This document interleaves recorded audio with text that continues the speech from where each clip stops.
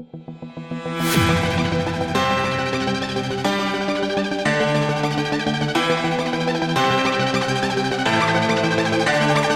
ratio of dimension of Planck's constant and that of moment of inertia is the dimension of. Ratio पूछा है planks constant और moment of inertia का. Okay चलो देखो फिर देखो प्लैंक्स कांस्टेंट और ये मोमेंट ऑफ इनर्शिया, शॉर्ट में इसको एमआई से डिनोट करते हैं, इसका रेशो. तो प्लैंक्स कांस्टेंट अभी ये साइड वर्क में पहले मैं आपको बता देता हूं, ध्यान दो. साइड वर्क में energy E equal to H nu. Light के लिए लाइट का कंसेप्ट प्लैंक साहब ने बताया पार्टिकल के लिए. किसके लिए? उन्होंने बताया कि लाइट भाई कौन से रूप में होता है? पार्टिकल के रूप में. और हर पार्टिकल, लाइट का जो पार्टिकल है उसकी एनर्जी होती है E equal to H nu. E यानी उस लाइट की यानी फोटोन की एनर्जी, H यानी प्लैंक्स कांस्टेंट और न्यू यानी फ्रीक्वेंसी. फ्रीक्वेंसी यानी होता है 1 अपॉन टाइम पीरियड, सादे शब्दों में 1 अपॉन टाइम. तो फिर energy equal to H into 1/t. तो t इधर लिया तो क्या होगा? A into T equal to H. Left equal to right, so right equal to left. तो एनर्जी मैंने आपको बताया, एनर्जी यानी वर्क यानी couple, torque, moment of force, इन सब के यूनिट्स सेम है जूल. और डायमेंशन क्या है? L2 m1 t-2. और टाइम का तो मालूम है आपको t1. हाँ तो क्या आ गया फिर बताओ? ये L2 m1 t-2 प्लस 1 यानी -1. ये प्लैंक्स कांस्टेंट का डायमेंशन यानी H का डायमेंशन हो गया. प्लैंक्स कांस्टेंट S से डिनोट किया जाता है. हाँ तो इक्वल टू इसका डायमेंशन ये आ गया L2 m1 t-1. और मोमेंट ऑफ इनर्शिया ये ख्याल में रखो, मोमेंट ऑफ इनर्शिया जो है ये होता है मास इंटू डिस्टेंस स्क्वायर. क्या होता है? Mass into perpendicular distance square, सादी भाषा में डिस्टेंस स्क्वायर. तो मास का यूनिट केजी और डिस्टेंस का मीटर का स्क्वायर. तो ये क्या आ गया? L/m/t. Length mass time, length यानी मीटर 2, मास यानी kg 1 टाइम 0.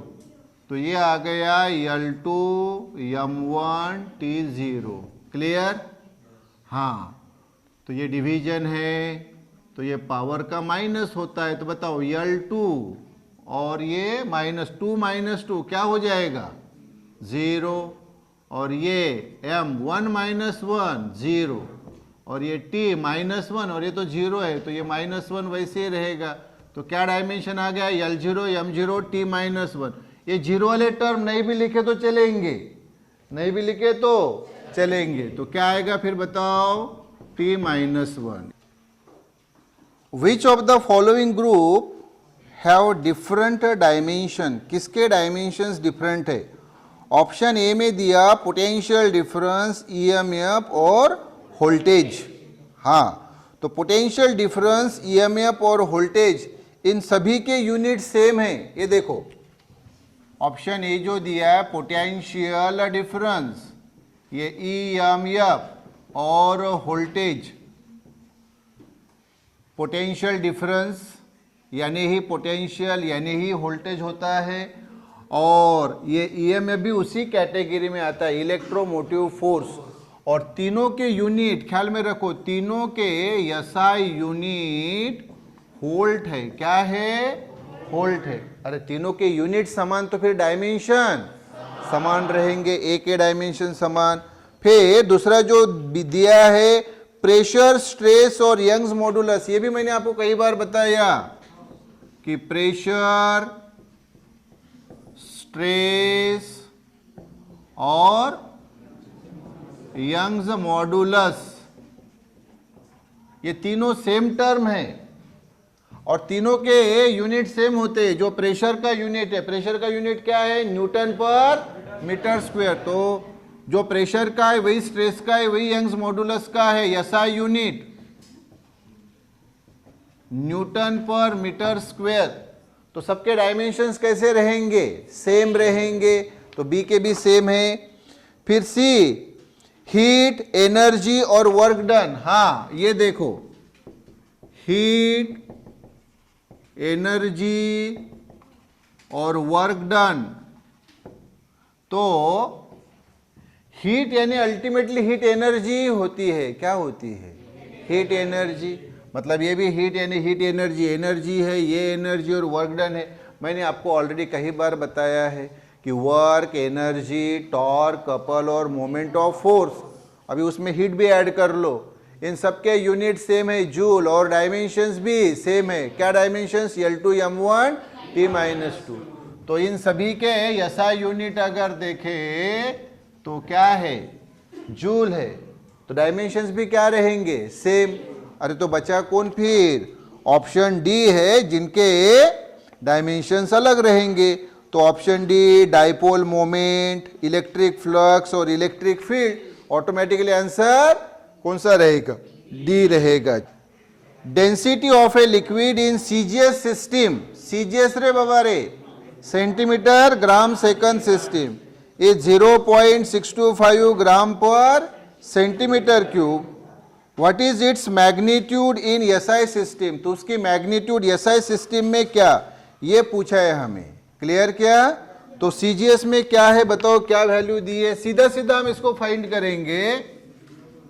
तो सीजीएस में, इन सीजीएस आपको डेंसिटी दी है।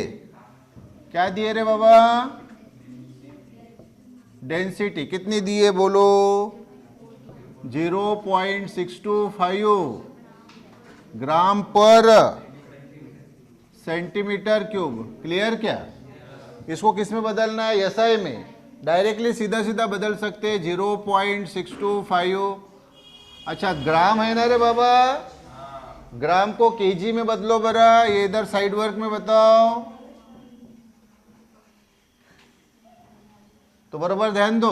ग्राम यानी 10⁻³ केजी रे। क्लियर? क्यों ऐसा? क्योंकि केजी इक्वल टू 10⁻³ ग्राम होता है। अरे 1 किलो यानी 1000 ग्राम होते, 1000 ग्राम। फिर ग्राम यानी कितना आएगा?